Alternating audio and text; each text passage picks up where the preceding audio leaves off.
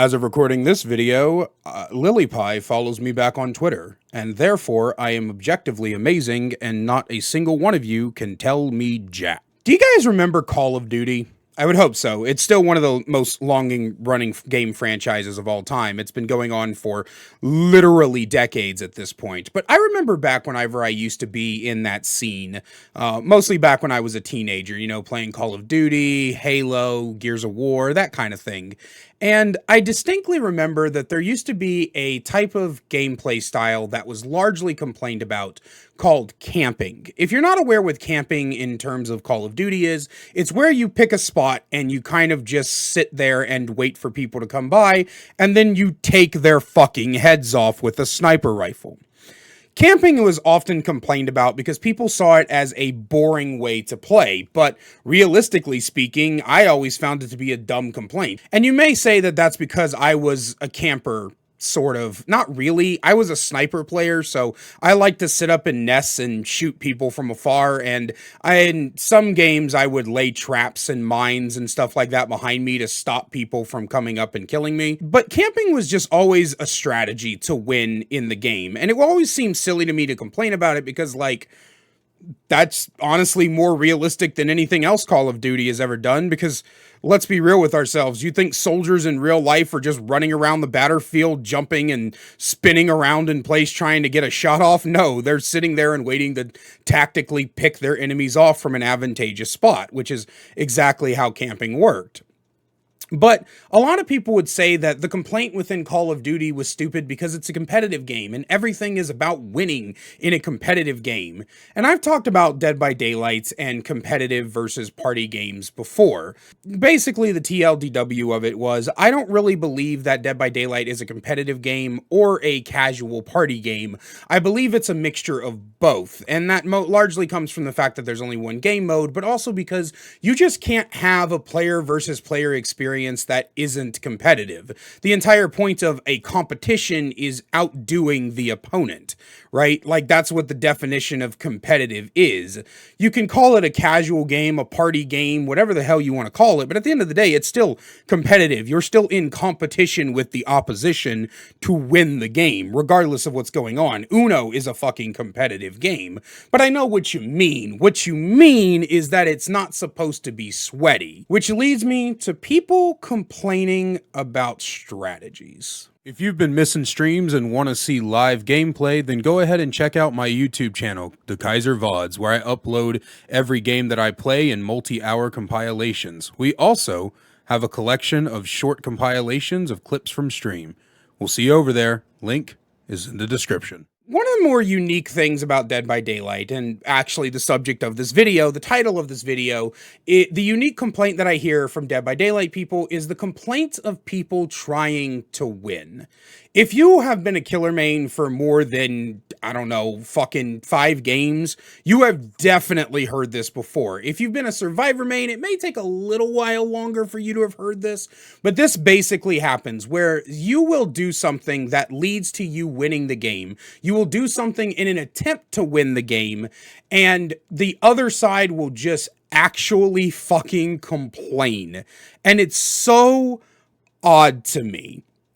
So, like, a great example of this is, let's say you are playing killer and you hook a survivor and you turn around and you take 5 steps away and the survivor gets unhooked right behind you. So, of course, you turn back around, and when you turn around, the person that unhooked them is off to the races, to the great unknown, and the survivor who got unhooked is running around in circles because they're panicking.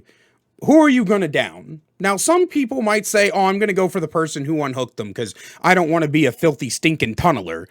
But realistically, if you're trying to win the game, why not just rehook that person and get more free pressure? Why not go back and rehook the person that got unhooked 2 inches away from you? Another common thing that people complain about is honestly, any kind of slugging for any amount of time. Like, for example, if you down somebody under a pallet and you hear the running footsteps of some desperate Fung Min trying to get you into her pallet save compilation or attempt a really piss poor CJ tech, you'll be tempted to stop and turn around and try to either chase her off or down her as well. And people will complain at you about that. Why didn't you just pick up? Why didn't you just let the pallet save happen?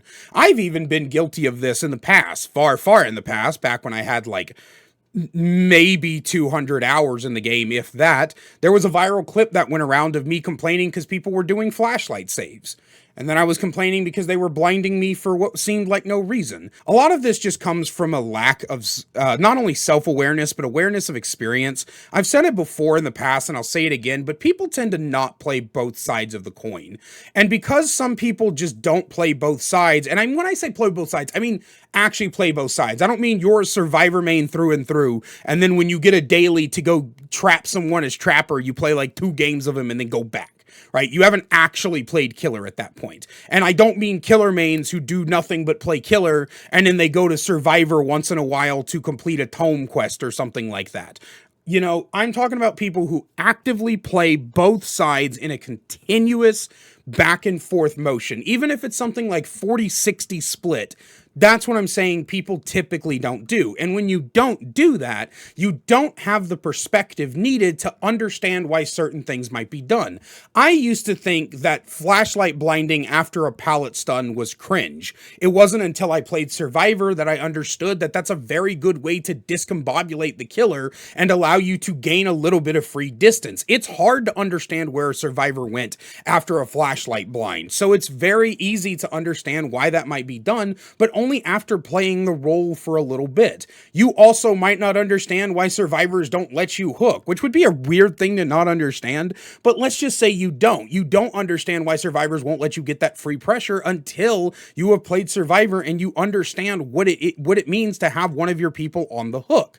On the survivor side, you may not understand why a killer ends up tunneling somebody because you haven't played killer and you don't know how many fucking times somebody who just got unhooked is not paying attention and runs right into you. Or how many times you hook someone, they get unhooked, you ignore it, you walk around the entire map looking for someone else only to find the person who got unhooked. Of course they're going to get tunneled. I haven't found anyone else in 2.5 minutes. This kind of really weird and odd thing that people do when they complain about the play styles of their opponents in an effort for the opponent to try to win the game is just so bizarre to me. This happens every time I end up in an end game where I have someone on the hook right as the gates get powered and I just stand there waiting for the survivors to come for the rescue. I cannot tell you how many people have fucking came into my chat at the end of it and been like, dude, what the fuck are you doing? You're so fucking toxic. Why are you face camping? It's the end game. I have nowhere else to be. Will you want me to just walk away from the hook and let you unhook for free? And people have straight up told me yes. They have said shit like, oh, well, all the gens are finished, so you lost anyway. What kind of an argument is that? Like, do you know how many times I've turned end games around? I've gotten no kills, and then at the very end, I managed to get like a 3K out of it because people just are not paying attention or not playing the save right or something like that. That happens all the time. The game's not over until it's actually over. I hate the idea that, oh, all the gens are done, I guess the game's over. You know, I fall victim to it. I'm not going to pretend like I don't, but it's just one of those things that I really don't understand why people do what they do. But the biggest part that irritates me, right? The biggest thing that irritates me is when people will screenshot someone who's running like quad slowdown or hyper focus prove thyself or something like that, and they'll be like, oh my god, like why are you trying to win? It's just not, why don't you just want to have fun? You are aware that some people have fun by winning, right? Like, part of some people's fun is to see how far to the limits they can push this. This is why I hate that complaint that people tend to have against Ots Darva, where they're like, oh man, Ots is just always making videos about how far things can be pushed. Yeah, because that's fun for him. Because it's fun to think of all the intricate details and the different ways that something can be used and the different ways that you can, different ways something can be used. You get my point, right? It's fun to do that for him. I find it fun to try to understand strategies and different ways to get macro sense and micro sense and things like that. I find deconstructing a game and thinking about all the steps that it takes to lead to a win or a loss fun. And yes, I find winning fun. I find trying to win fun. I'm sorry you don't. And look, this is probably just a byproduct of the fact that this game has has everybody with every different mindset in the same queue. And I'm still not convinced that a ranked mode would fix this, but at the very least, I can understand why having one queue is maybe detrimental to the mindset. But you need to understand that when you queue up for a match, when you queue up for anything, the opponent might be trying to win, and you just need to deal with that. Like, sitting there being like, oh my god, why can't I run blast mine, wiretap, chemical trap, and fucking any means necessary and just have a good time? Why do I gotta be hooked and fucking chased off of generators, bro? I just want... Like, what do you mean, why? What do you mean, why? I also find this, like, this idea that when there's an event going on, like, all of a sudden people just aren't allowed to win. I know, like, a lot of you try to, like, twist it, and you're like, oh, well, actually, it's people trying to sweat. But it's not, right? It's not. Like, I don't trust... I said this, I was talking to a commenter in one of my videos, and I said this. I don't trust the DBD community to come up with the definition of toxic or sweating, because you guys have very, very bizarre viewpoints on what it means to sweat or what it means to be toxic. I have seen people say that going back to the hook after an unhook is sweating. No, it's not. It's just the smart thing to do. If I'm not in another chase by the time the unhook happens, why would I not go back to where I know people are for sure? In conclusion, the unique complaint that I talked about in the title is definitely just the complaint of people trying to win.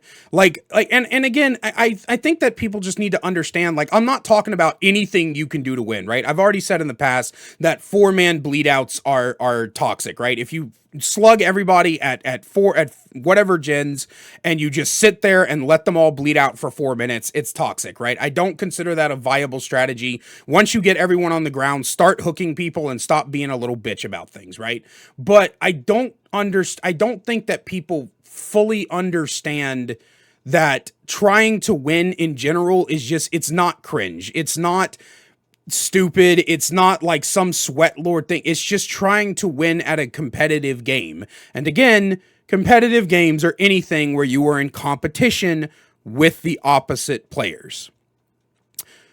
But that's all I have for you guys today. Please let me know what you think down below. As always, I don't make these videos just to spout my opinion at you. I make them so that I can hear what you think.